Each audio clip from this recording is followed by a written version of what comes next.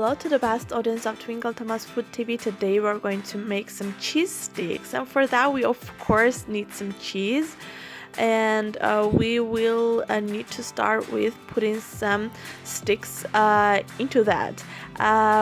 This sounds to be very easy, right? And all you have to do now is to cut down them into some pieces according to the sticks that you had put it into them, into the cheese.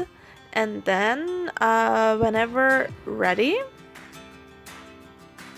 all you will need to do is put them into the flour, and then to eggs, and then breadcrumbs.